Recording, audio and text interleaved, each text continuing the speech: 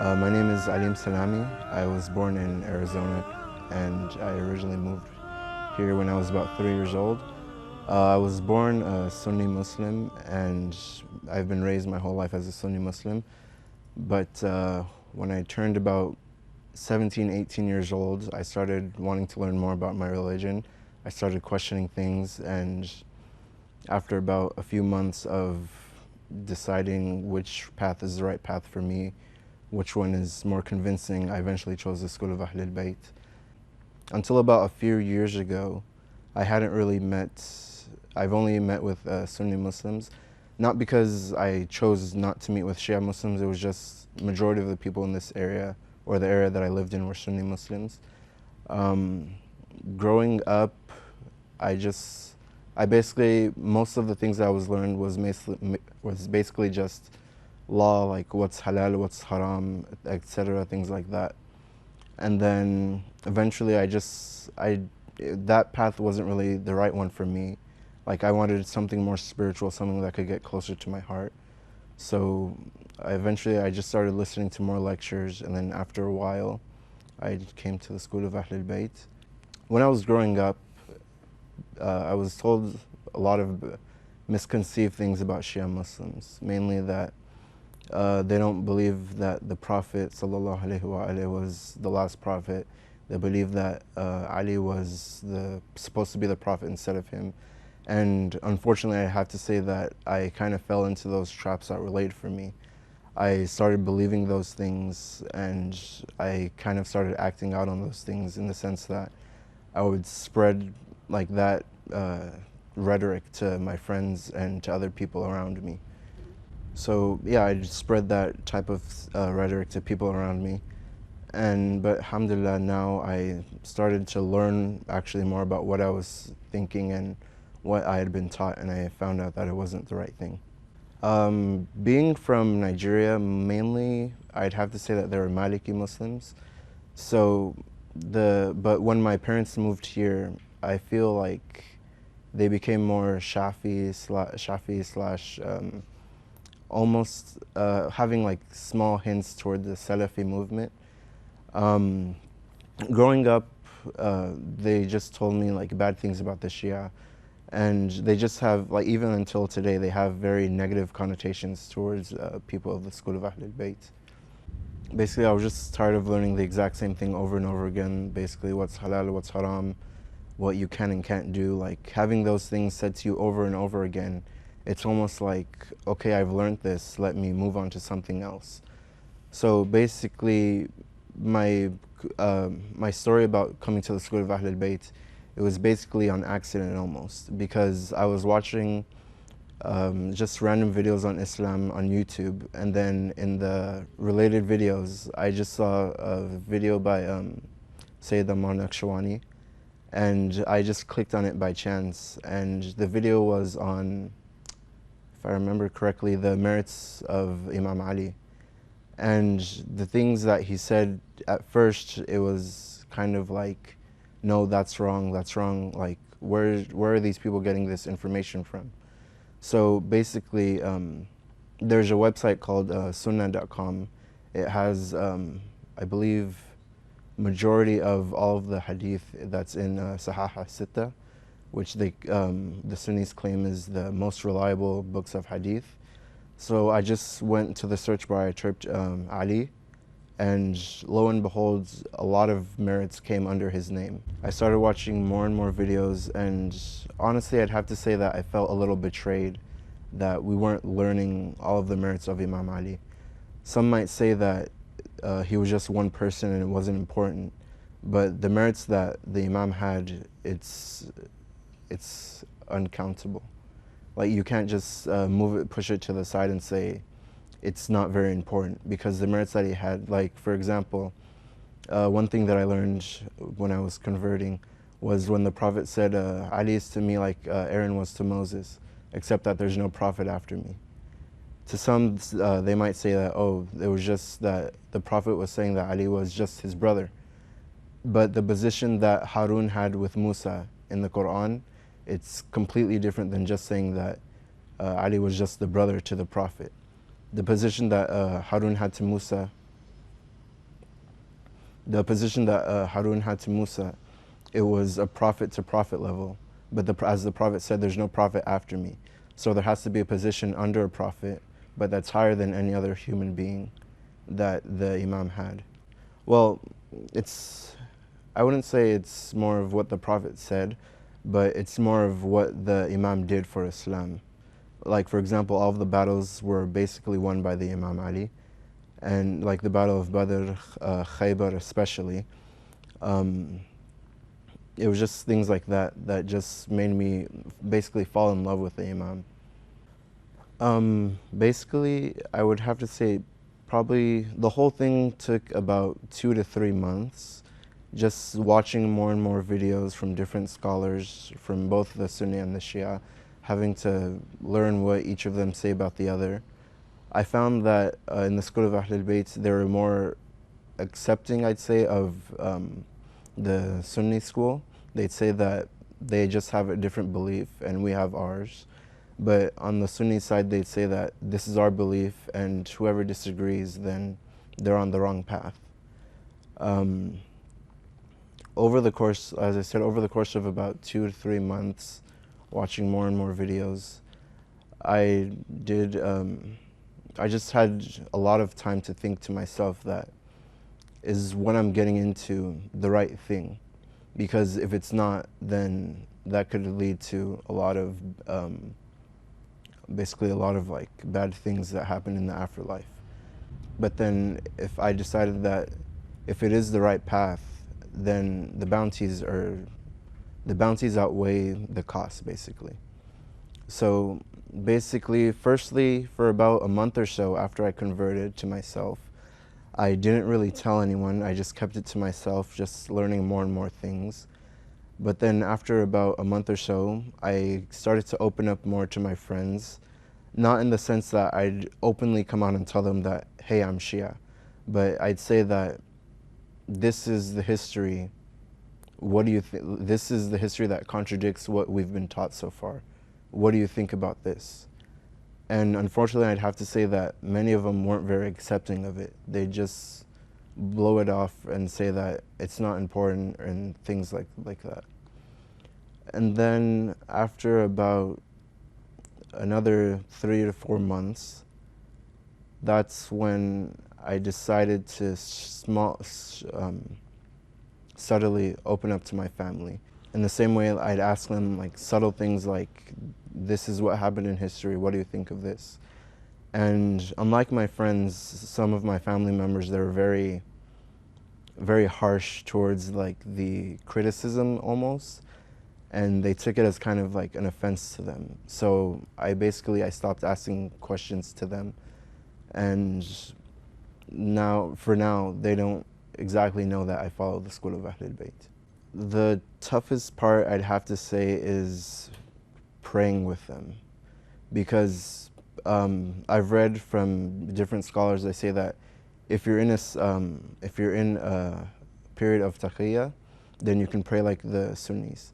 But for me personally, I don't feel comfortable praying like that, so I decided to pray with my hands down. But the thing is, in my culture, sometimes like people, they wrap themselves with cloths and stuff. So that's basically what I do. I just wrap myself in a cloth and I pray with my hands down. And in regards to a turba, I just hold it in my hand. And when it's time to go for sujood, I quickly place it down. I do my sujood and then I pick it back up in my hand. On a personal level, I'd have to say that I feel a lot more happy, more content with what I'm learning and just the things that happened over the course of my life. Like, for example, when I've had hardships in my life, I just look back into the difficulties that the Imam Ali faced in his life, and I say that if the Imam can go through it and he can triumph over it, then so can I. I'd have to say that it was probably about 90% was about Imam Ali, learning about his merits, what he did for the religion, what happened after the religion especially, or after the death of the Prophet.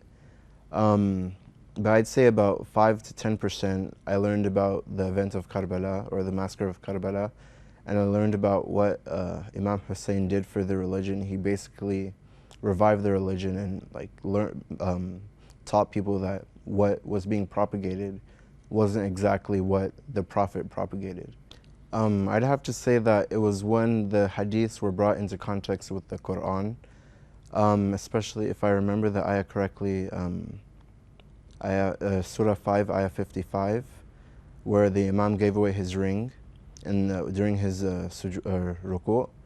That for me was clear-cut evidence that the Imam was, or Imam Ali was supposed to be the successor after the Prophet. And for example, like most Sunnis, they don't know about these things, or they've been told other things, or they say that there's difference of opinion, and since we don't know for sure, we're just going to leave it as a blank ayah that doesn't have a tafsir. I think I'd say probably about 90 to 95% of the Sunnis, they don't know what we believe.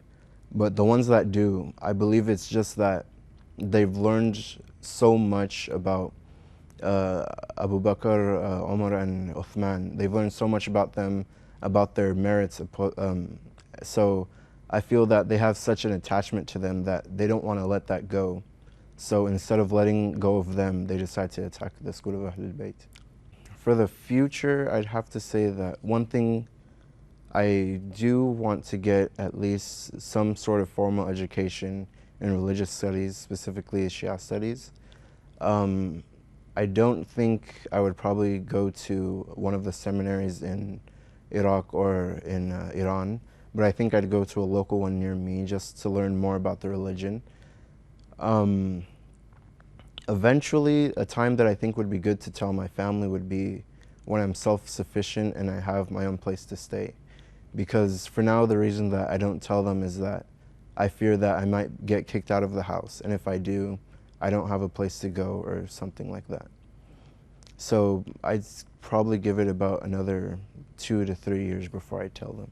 The first time I came here, I believe it was a week after I converted to the school of Ahlulbayt. It was for Jummah prayer. I remember it specifically. I came inside, I sat next to, I forgot who it was. I sat down, I listened to the lecture. It's just been such a blessing in my life. The people here, they're so nice, they're so humble, they're so welcoming. I remember on my first day here, as I was walking out, someone came up to me and they said they hadn't seen me before. It was an older gentleman, very nice. When I told him that I just converted, he was so happy that he kissed my forehead. I know this may not seem like such a big deal, but for me personally, I've dealt with a lot of racism in my life, and to have someone kiss my forehead, it's such a welcoming thing for someone to do to me. So it was after that that I thought, this place is so nice and they're so welcoming. So I started coming back more and more. And the Imam of the center, Sayyid Mustafa Qazwini, he's a very nice man, very humble. He has so much knowledge. And basically, I specifically like to come during his lectures. I like it when he gives speeches because the way he talks and the way he delivers his knowledge, it's something that I haven't seen any other sheikh do live. The first time I was introduced to the event of Karbala was when I was doing my research. I stumbled upon a video by Yasir Qadi. He was talking about the event of Karbala, and basically he was saying that it was the Shias of Kufa that let down Imam Hussein, and they were the ones that betrayed him. And after that, I watched a video by another Shia scholar. I forgot who it was. But he explained it in such a depth that it wasn't that the Shias of Kufa, they let down Imam Hussein, because technically the term Shia is just a party of. So it can either mean a party of in a political sense or in a religious sense. And majority of the people of Kufa, most of them were quote-unquote Sunni during that time. So most of them, they were either bribed off or they were either scared away into not going with Imam Hussein. But the true Shias in the Kufa, majority of them were killed or imprisoned for trying to go with Imam Hussein. So when I first learned about it, I wasn't saddened per se. It was more of anger that the Ummah could let this happen to the Prophet's grandson, someone that they claimed to love, they could let this happen to them. And so many people, so many companions of the Prophet himself were still alive at the time of the events of Karbala, and they didn't say anything, they didn't stand up against the Yazid, the ruler of the time, but they just decided that they were just going to remain quiet and live in their homes. When I first learned about the way that they wail and they beat themselves, at first I thought that this was too much, like the man's already dead, there's nothing that you can really do about it. But then I started learning more and more about Imam Hussein, and the more I learned about him, I understood why they do what they do.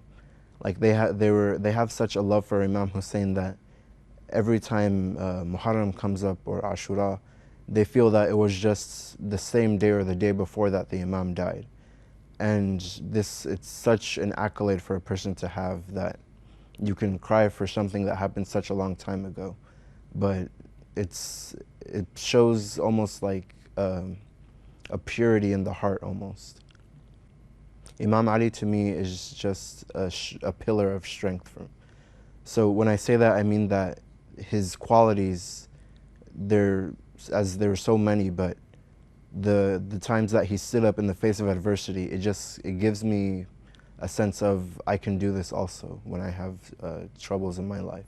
It was during and after the battle of Khaybar, when Imam Ali he was feeling sick and he had an infection in his eye, and when he was brought to the Prophet Muhammad sallallahu alaihi wasallam, the Prophet basically cured him.